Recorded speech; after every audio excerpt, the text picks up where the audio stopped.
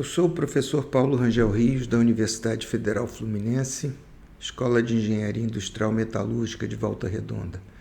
Hoje nós vamos falar do diagrama de energia livre composição e vamos calcular o gap, ou fresta de miscibilidade.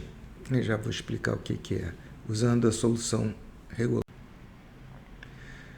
Primeiro eu vou falar um pouco do diagrama de energia livre composição e da construção da tangente comum.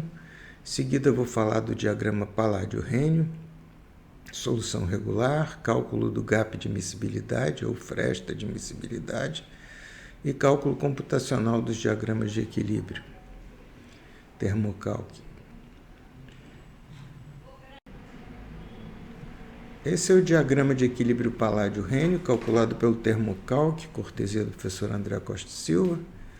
Então, nós temos o isomorfo, que nós vamos calcular em outros vídeos, e nós temos um gap de miscibilidade, temperatura crítica. A simetria desse gap de miscibilidade é notável, então ele sugere que talvez a solução regular possa ser razoável para esse gap de miscibilidade. Na prática, infelizmente, a solução é um pouco mais complicada do que a regular. Mas nós vamos calcular com a solução regular para mostrar como que isso pode ser feito.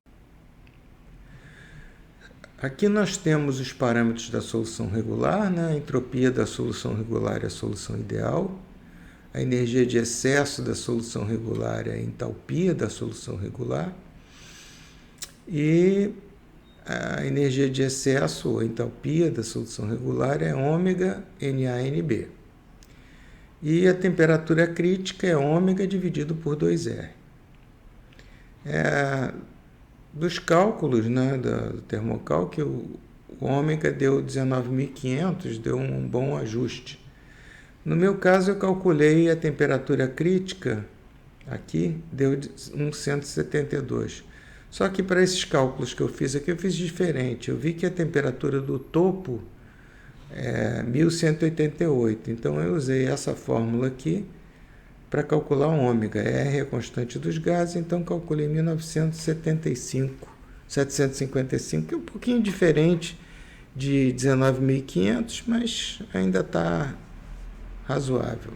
Eu prefiro fazer assim porque assim eu estou calculando usando só os parâmetros do diagrama de equilíbrio. 19.500 foi obtido pelo André Costa Silva quando ele fez esse fitting aqui. Eu não quero usar.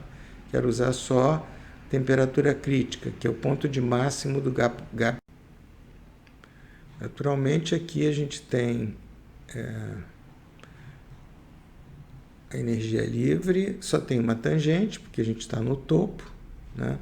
Essa temperatura é a temperatura do topo, e aqui a gente tem, veja, entalpia positiva, entropia negativa, nós temos ainda a energia livre negativa, quer dizer, ao longo de toda a faixa nós temos a solução.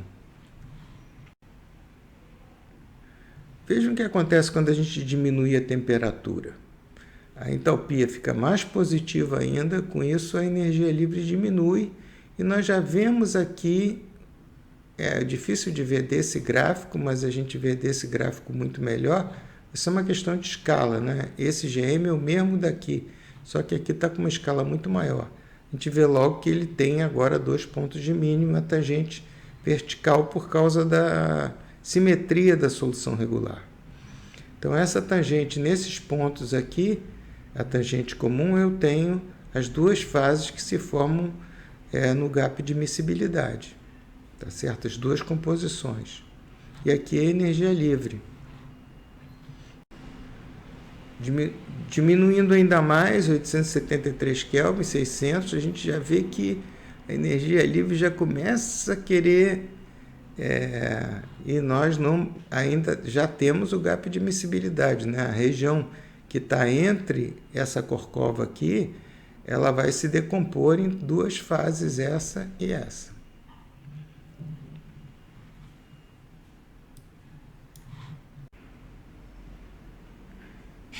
Nós temos, baixando a temperatura mais ainda, você vê que a gente já está se aproximando do zero, né? Já temos praticamente tudo se decompôs, quer dizer, a solução já tem um G positivo aqui.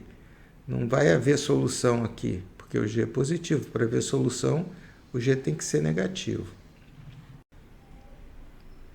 Baixando ainda mais a temperatura, 200 graus, né? A gente vê praticamente 0 aqui, praticamente 1 aqui. Quer dizer, aqui não faz justiça ao que a gente está vendo, né? Mas aqui já praticamente toda a faixa de composição está dividida em duas fases, como nós vamos ver.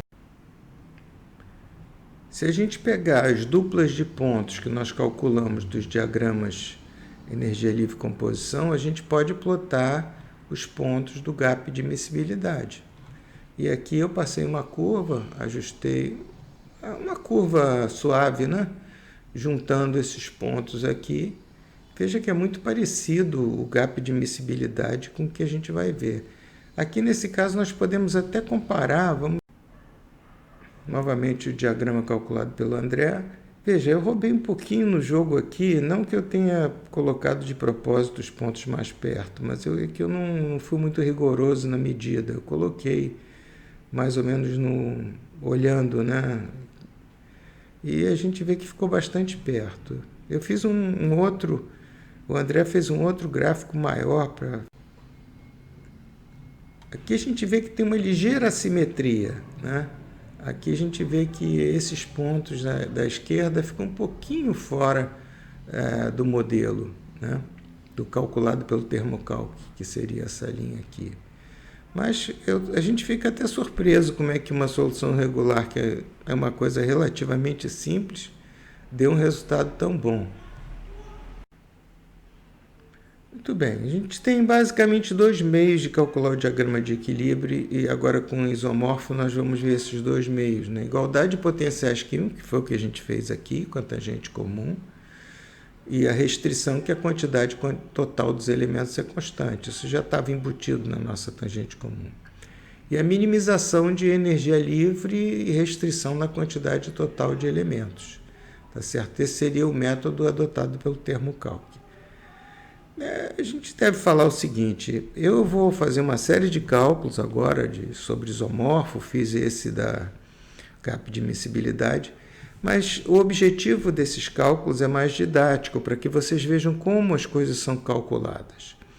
Hoje em dia, se vocês quiserem calcular um diagrama de equilíbrio mais complexo, ninguém vai tentar pegar os modelos e sair calculando na mão. Nós vamos usar um dos programas que usa o método CALFAD, por exemplo, e eu falo termocálculo porque normalmente no Brasil é o programa mais conhecido, existem outros, né? Mas, então, esse é o método. E quem tiver oportunidade de fazer um curso de termodinâmica computacional, eu aconselho que faça. Agora, o termocálculo é um programa que, ou qualquer outro similar, é um programa que requer um conhecimento de termodinâmica. É isso que eu estou tentando, essa base que eu estou tentando dar aqui nesses vídeos. Essa base que é necessário para a pessoa entender o que o termocálculo está fazendo. Tá? É claro que para mexer no termocálculo existem outros requisitos, é um programa, tem que saber isso, saber aquilo. Mas se você não souber termodinâmica, não adianta só ficar apertando o botão que não vai ter algum problema. Obrigado por quem chegou até aqui. Temos ainda 4 vídeos sobre cálculo do diagrama isomorfo. E quem puder, se inscreva no canal.